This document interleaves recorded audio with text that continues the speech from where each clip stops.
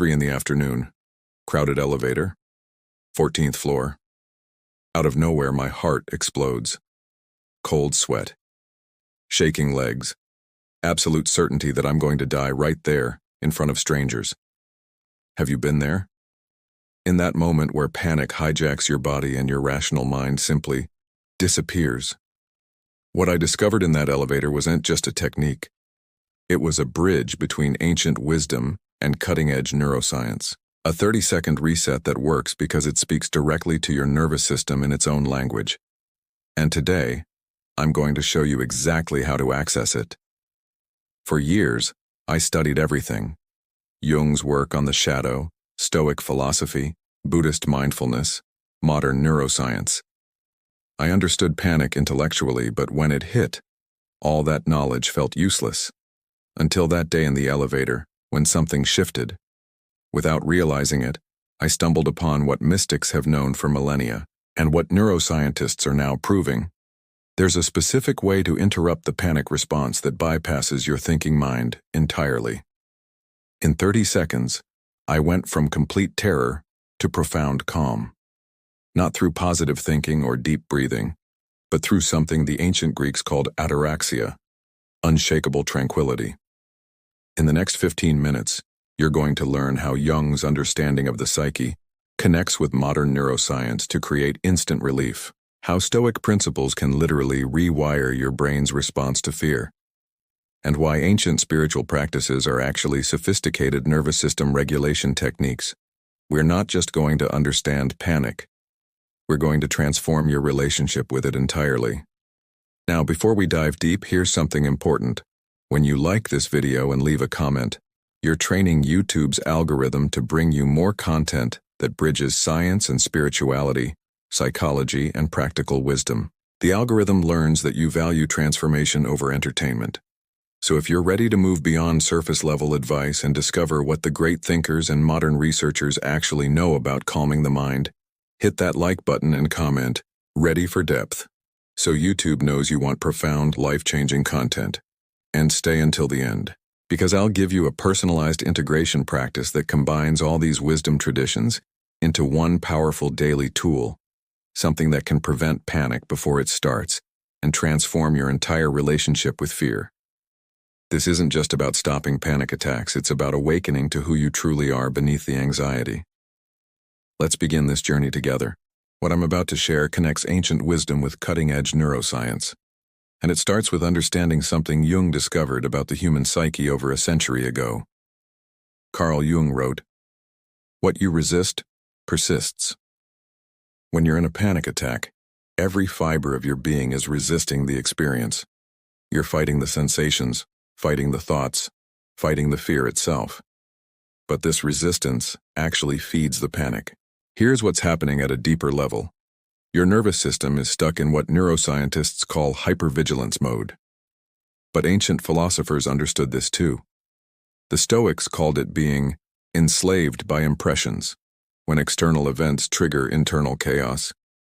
From a Jungian perspective, panic attacks often represent our shadow trying to get our attention. The parts of ourselves we've suppressed, our need for rest, our authentic emotions, our spiritual hunger. They surface as physical symptoms when we ignore them too long. But here's where modern neuroscience validates ancient wisdom. Your brain has what researchers call neuroplasticity, the ability to rewire itself. The Buddhists knew this 2,500 years ago when they talked about training the mind. What they called mindfulness, we now understand as literally changing neural pathways. The problem is, most approaches try to fight panic with logic. Think positive thoughts. Rationalize your way out. But panic attacks happen in your limbic system, the ancient emotional brain that doesn't speak the language of logic. Let me tell you about Maria, a 34-year-old therapist who came to me. Ironically, she helped others with anxiety all day, but suffered panic attacks herself. She said, "I know all the techniques. I understand the psychology. But when panic hits, it's like my conscious mind goes offline and something primal takes over." Maria was describing what neuroscientist Dr. Dan Siegel calls flipping your lid. when the prefrontal cortex goes offline and the amygdala runs the show. Ancient mystics called this being possessed by demons, not literal demons, but unconscious forces that hijack our awareness. The spiritual dimension here is crucial. Panic often arises when we're disconnected from our deeper self, our purpose, our sense of meaning. We're so focused on survival, paying bills, meeting deadlines, maintaining image, that we forget who we truly are. Jung said, "The privilege of a lifetime is to become who you truly are." But panic attacks often hit people who are living someone else's life, following someone else's script, suppressing their authentic nature. Here's what modern sleep research reveals. Chronic insomnia and anxiety create a vicious cycle. Poor sleep dysregulates your nervous system, making you more prone to panic. Panic creates more anxiety about sleep. It's what systems theory calls a positive feedback loop. But there's nothing positive about it. The ancient Greeks understood this connection. They spoke of achieving ataraxia, unshakable tranquility, not by suppressing emotions, but by understanding their deeper message. What I discovered in that elevator wasn't just a technique. It was a bridge between ancient wisdom and modern neuroscience, a way to speak directly to your nervous system in its own language, bypassing the rational mind that gets overwhelmed during panic. This connects to what mystics have always known. True healing happens when we stop fighting ourselves and start listening to what our symptoms are trying to teach us. Even worse, when deep breathing doesn't work immediately, you panic about panicking. You start thinking, "Oh God, it's not working. I'm losing control. What if this never stops?" And that thought creates more adrenaline, which makes the attack stronger. Let me tell you about Sarah, a 28-year-old marketing executive. She came to me after having panic attacks for 2 years. She said something that broke my heart. "I've stopped living. I don't go to restaurants because what if I panic and can't leave? I don't take elevators because that's where it started. I'm imprisoned by my own mind." Sarah's story isn't unique. She'd tried everything: therapy, medication, meditation apps. They helped long-term, but in that moment when panic struck, she was still helpless. And here's what I need you to understand. This isn't your fault. You're not weak. You're not broken. Your nervous system is just stuck in survival mode, treating modern life like it's a battlefield. Your fight-or-flight system was designed for short bursts. See tiger, run from tiger, tiger gone, relax. But modern stress doesn't have clear endings. Work stress, relationship issues, financial worries, they're always there, keeping your alarm system partially activated 24/7. So when a real trigger hits, your system doesn't just turn on, it explodes. Because it's already been on simmer for months or years. But here's the thing nobody told you. There's a circuit breaker, a way to interrupt that signal before it takes over completely. And it has nothing to do with controlling your breathing or changing your thoughts. It's about hijacking your brain's attention system in a very specific way. That's what I accidentally discovered in that elevator. And that's what I'm about to teach you right now.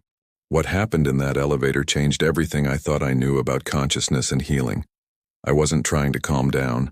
I wasn't fighting the panic. Something deeper took over, what Jung would call the self stepping in to restore balance. Here's exactly what I did without even realizing it. My eyes landed on 5 specific things around me. The bronze elevator buttons, the scratched mirror, a woman's red scarf, the floor indicator, emergency phone. I wasn't trying to see them, I was absorbing them. Then my hands automatically pressed against the cool metal rail. I felt the texture of my jacket sleeve, the weight of my phone in my pocket, the smooth leather of my wallet. 4 distinct physical sensations anchoring me to reality. Next, sounds emerged from the background. The elevator's mechanical hum, someone's quiet breathing, distant traffic through the walls. 3 layers of auditory awareness expanding my consciousness beyond the panic.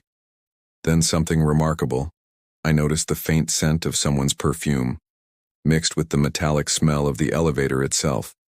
2 olfactory anchors pulling me into the present moment.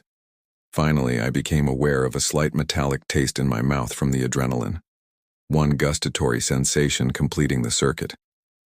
In exactly 30 seconds, my entire nervous system had shifted. The panic didn't gradually fade, it stopped. like a switch had been flipped. What I had accidentally discovered was what neuroscientists call grounding through sensory integration.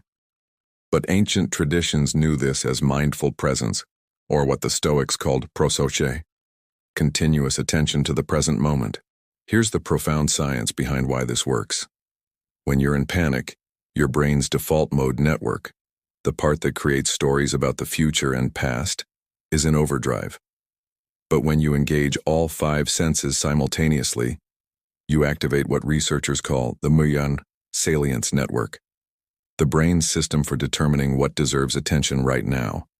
This creates what neuroscientist Dr. Rick Hansen calls taking in the good. But we're taking in the real. We're pulling consciousness out of the storytelling mind and into direct sensory experience. The Buddhists understood this as bare attention, awareness without commentary. Jung described it as integrating the conscious and unconscious mind through present moment awareness. The Stoics practiced it as the discipline of desire, accepting what is, rather than fighting reality. But here's what makes this different from ordinary mindfulness. The specific sequence of 5, 4, 3, 2, 1 creates what I call cascading awareness. Each sense builds on the previous one, creating momentum that literally pulls you out of panic and into presence. Modern trauma research shows that panic happens when we're disconnected from our body, lost in mental loops about danger. But when we systematically reconnect with each sense, we're essentially telling our nervous system, I am here. I am safe. This moment is real. The ancient Greeks had a word for this state, eudaimonia. Not happiness, but the flourishing that comes from being fully present to life as it actually is. What I discovered wasn't just a panic technique. It was a doorway into what mystics call embodied presence, the state where mind, body, and spirit are unified in the eternal now. And this is just the beginning of what becomes possible when you learn to work with your consciousness rather than against it. Now we're going to experience this together. Even if you're not panicking right now, this practice will show you something profound about the nature of consciousness itself. What we're about to do connects Jung's concept of active imagination with what neuroscientists call interoceptive awareness, your ability to sense what's happening inside your body and around you in real time. Get comfortable, but stay alert. We're not meditating. We're training your nervous system to recognize its own reset button. Let's begin with the first layer. Sight. 5 things. Look around you right now and find 5 distinct visual elements. Not just glancing, but truly seeing. I'm looking at the grain pattern in this wooden desk, the way light hits that glass of water, the texture of fabric on this chair, a small shadow cast by my notebook, the specific blue color of that book spine. Notice how when you really see something, your mind becomes quieter. Jung called this paying attention to the objective psyche, letting reality itself guide your awareness rather than your thoughts. Now layer 2. Touch. 4 sensations. Without moving much, notice 4 things your body is currently feeling. The temperature of the air on your skin, the texture of whatever you're sitting on, the weight of your clothes, the feeling of your feet touching the ground. This is what the Stoics practiced as the discipline of ascent, directly experiencing reality rather than our mental interpretations of it. Feel how this grounds you more deeply in your body. Third layer, sound. 3 auditory experiences. Close your eyes briefly and identify 3 distinct sounds. Maybe there's a distant hum of traffic, the sound of your own breathing, perhaps a clock ticking or air conditioning. Ancient contemplatives understood that sound is vibration, and vibration is life itself. When we truly listen, we connect with what mystics call the music of existence. Fourth layer, smell. 2 scents. This might be subtle, but notice 2 different smells in your environment. Could be coffee, cleaning products, your own skin, the air itself. Smell connects directly to your limbic system, the same area where panic originates. When you consciously engage this sense, you're literally rewiring the neural pathways where fear lives. Final layer, taste. 1 flavor. Notice whatever taste is present in your mouth right now. Maybe it's coffee, toothpaste, or just the neutral taste of saliva. This completes what neuroscientists call full-spectrum awareness. Your entire nervous system synchronized and present. How do you feel right now compared to 8 minutes ago? What you just experienced is your consciousness naturally organizing itself when given the right framework. This isn't something you have to force. It's something you already know how to do. Now let's adapt this for real-world situations. At work, make it subtle. 5 things you see on your computer screen or desk. 4 things you feel: keyboard, chair, pen, phone. 3 sounds in the office. 2 scents. 1 taste. Nobody even knows you're doing it. In public, same sequence but use your environment. 5 architectural details. 4 textures you can touch discreetly. 3 urban sounds. 2 environmental scents. 1 taste awareness. At home alone. Full version. Really take your time with each sense. This becomes a profound meditation on presence itself. What you've just learned isn't just a panic technique. It's what contemplatives call embodied awareness, and what psychologists recognize as grounded presence. You've actually trained your consciousness to recognize its own natural state of calm alertness. And here's what most people don't realize. The more you practice this when you're calm, the more automatic it becomes when you need it most. Let me share 3 transformations that reveal the deeper dimensions of what we're working with here. Marcus, a 29-year-old attorney, came to me after panic attacks were destroying his career. But here's what's fascinating. Marcus wasn't just having random panic attacks. They happened specifically before major presentations, court appearances, moments when he had to show up as his authentic self. Jung would recognize this immediately. Marcus' shadow, his fear of not being enough, was surfacing as panic whenever he faced visibility. When Marcus learned the 5-4-3-2-1 reset, something profound happened. The technique didn't just stop his panic, it connected him to what he calls a deeper confidence. After 6 months, Marcus told me, I realized the panic wasn't my enemy. It was trying to wake me up to how disconnected I'd become from my true self. Now when I feel that energy rising, I use the reset and then ask, what is this moment asking of me? My whole relationship with professional challenges transformed. Dr. Sarah Chen, a 34-year-old psychiatrist, represents something even more intriguing. She understood anxiety academically but couldn't stop her own 3 a.m. panic spirals about patients, her practice, her life direction. Sarah discovered that her insomnia panic cycle was what mystics call the dark night of the soul. Her psyche demanding that she examine her life's deeper purpose. The reset technique became her bridge between panic and what she now calls sacred inquiry. She created what I call the 3 a.m. practice. When panic woke her up, instead of fighting it, she'd do the reset, then ask Jung's famous question, what does my soul want me to know? Her panic attacks transformed into profound middle-of-the-night insights about her calling as a healer. Roberto, a 42-year-old entrepreneur, shows us how this work connects to what the ancients called right livelihood. His panic attacks began when his business success started conflicting with his values. His nervous system was literally rejecting a life that wasn't aligned with his deeper truth. Roberto used the reset technique, but then went further. He created what he calls values integration. After each reset, he'd ask, how can I bring more authenticity to this situation? His panic became a guidance system steering him toward more meaningful work. Now let me teach you the advanced integration that emerged from working with hundreds of people. The Reset Plus Inquiry Method. After you complete the 5-4-3-2-1 sequence, add this question. What is this moment asking of me? This connects the Stoic practice of turning the obstacle into the way with Jung's concept of symptoms as messengers from the unconscious. Your panic isn't just random firing of neurons. It's often your deeper wisdom trying to get your attention.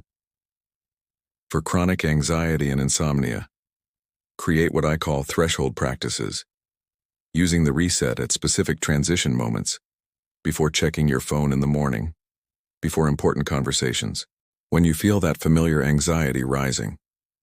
During your 3 a.m. wake-ups, this trains your nervous system to recognize these moments as opportunities for presence rather than triggers for panic. The spiritual integration. Ancient traditions understood that anxiety often arises when we're living out of alignment with our soul's purpose. The reset technique calms your nervous system, but the deeper question is, what kind of life would require less anxiety to maintain? This connects to what philosophers call eudaimonia, not happiness, but the deep satisfaction that comes from living authentically. When you use the reset consistently, you start noticing patterns. What situations trigger your panic? What is your anxiety trying to protect? What would courage look like here? The shadow work component. Jung taught that what we resist persists, and what we accept transforms. Many people use the reset to avoid their anxiety, but the advanced practice is to use it as a bridge toward understanding what your anxiety is trying to teach you. After the reset brings you to calm presence, you can actually have a dialogue with your anxiety. What are you trying to protect me from? What do you need me to know? This transforms panic from an enemy to be defeated into a teacher to be understood, and that shift, from resistance to curiosity, is often where the deepest healing happens. What you're learning isn't just anxiety management, it's a complete approach to conscious living, where every challenge becomes an opportunity to deepen your relationship with your own wisdom. Here's what you now possess that most people spend years searching for: a direct pathway from panic to presence. But more than that, you've learned to work with your consciousness rather than against it. In 30 seconds, you can interrupt any panic attack using the 5-4-3-2-1 reset. 5 things you see, 4 you touch, 3 you hear, 2 you smell, 1 you taste. This is not just a technique. It's what the great wisdom traditions have always taught. True peace comes from being fully present to what is. But you've discovered something even deeper. When you combine the reset with conscious inquiry, what is this moment asking of me? You transform anxiety from a prison into a teacher. You're not just managing symptoms, you're awakening to the deeper intelligence of your own psyche. Jung said, "Everything that irritates us about others can lead us to an understanding of ourselves." The same is true for anxiety. Everything that triggers your panic can lead you to understand what your soul truly wants. Now, I want to hear from you.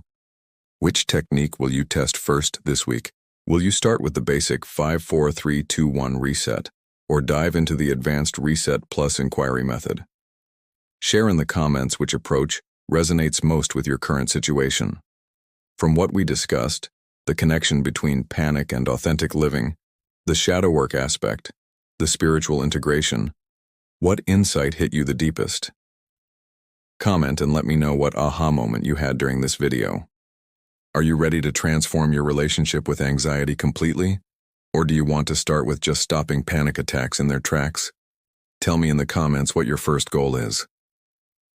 If this video gave you new tools and a fresh perspective on anxiety, show your support with a like so YouTube knows you value content that bridges ancient wisdom with modern science. Your like helps this reach others who desperately need these tools. For the complete transformation toolkit, download our exclusive ebook. It contains everything from today plus advanced practices, the emergency reset card, the 3 a.m. protocol for insomnia, values integration exercises, and threshold practices for daily life. The link is in the description below. Grab it now while it's fresh in your mind. And to continue building your mental fortress and diving deeper into consciousness work, click on one of the videos appearing on your screen right now. They've been specially selected to take you further on this journey from fear to freedom, from panic to presence. Remember, you're not broken. You never were. Your anxiety is your teacher, and you now have the tools to listen to its wisdom. Your transformation starts now.